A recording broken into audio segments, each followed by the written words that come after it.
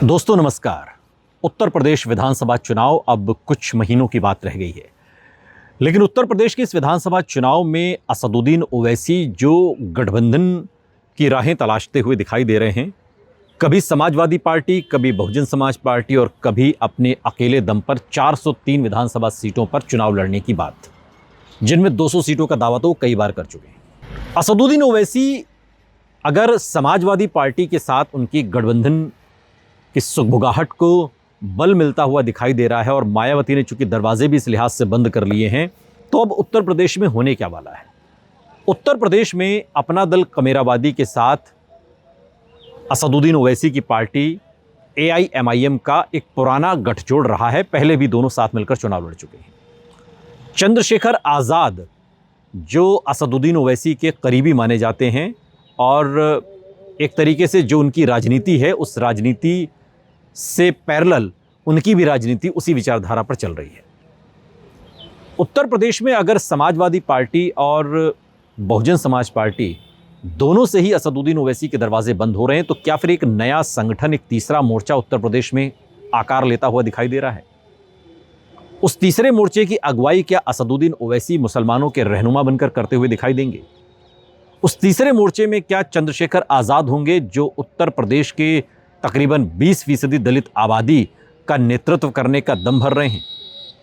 उस तीसरे मोर्चे का एक स्वरूप क्या ऐसा होगा जिसमें पिछड़ों के नेता, और अभी हाल के दिनों में UGC को लेकर जो लखनऊ में एक बड़ा प्रोटेस्ट हुआ जिसमें पल्लवी पटेल के बाल खींचे गए, घसीटा गया, सिराथू से विधायक पिछली बार केशव प्रसाद मौर्य को हराकर विधानसभा पहुंची, वो भी इस गठबंधन का हिस्सा हैं। और जब ये तिकड़ी होगी तो अखिलेश यादव जिस PDA की बात करते हैं, उस PDA की बनस्पत एक PDA क्या असदुद्दीन ओवैसी खड़ा कर रहे हैं? क्या ये लड़ाई PDA वर्सेस PDA की है? एक PDA अखिलेश यादव का जिसमें वो पिछड़ा, दलित, अल्पसंख्यक की बात करते हैं, और दूसरा PDA असदुद्दीन ओवैसी का जिसमें PDA यानी P यानी पिछड़ा यानी कि पल्लवी पटेल, D यानी कि दलित चंद्रशेखर आज़ाद और A यानी कि अल्पसंख्यक असदुद्दीन ओवैसी। क्या उत्तर प्रदेश में PDA वर्सेस PDA होने वाला है? और अगर ऐसा होता है तो फिर समाजवादी पार्टी बहुत घाटे में रहेगी। 1 करोड़ सक्रिय कार्यकर्ता बनाने का दावा असदुद्दीन ओवैसी की पार्टी AIMIM ने किया है।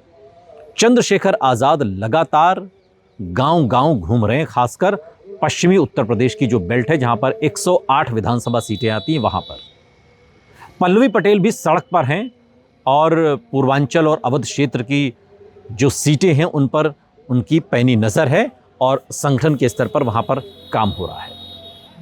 असदुद्दीन ओवैसी अगर तीसरे मोर्चे की अगुवाई करते हैं तो इसमें पीस पार्टी, उलेमा काउंसिल, महान दल, जो ये छोटी छोटी पार्टियां हैं, ये भी इसका हिस्सा बन सकती हैं उत्तर प्रदेश के अंदर। और अगर ऐसा होता है तो ये तीसरा मोर्चा चुनाव के बाद क्या आकार लेगा, किस ओर जाएगा, ये तो समझा जा सकता है, लेकिन चुनाव से पहले ये अखिलेश यादव को कितना तोड़ देगा, आप इसको समझिए।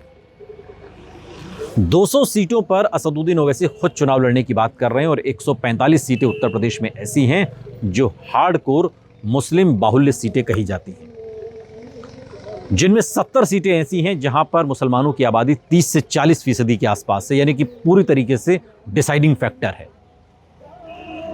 2022 के विधानसभा चुनाव में जब असदुद्दीन ओवैसी पूरे दमखम के साथ उतरे थे, बेशक उनकी जमानत जब्त हो गई, लेकिन दर्जनों सीटों पर उन्होंने समाजवादी पार्टी को पानी पिला दिया था।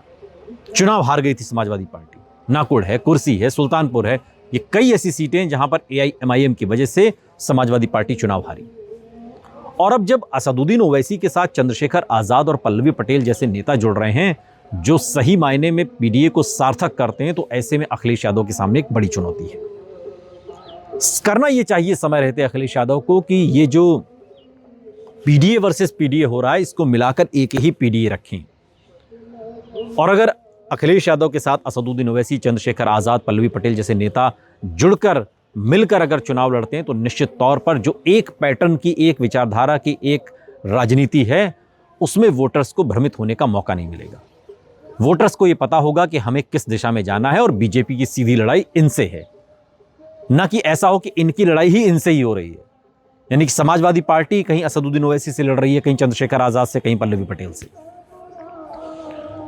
तो ये राजनीतिक पैटर्न होना चाहिए, इसको लेकर अखिलेश यादव को काम करना होगा। हालांकि चर्चा ये है कि अखिलेश यादव ये चाहते हैं कि असदुद्दीन ओवैसी से गठबंधन हो, लेकिन किन शर्तों पर हो, ये बहुत महत्वपूर्ण बात है।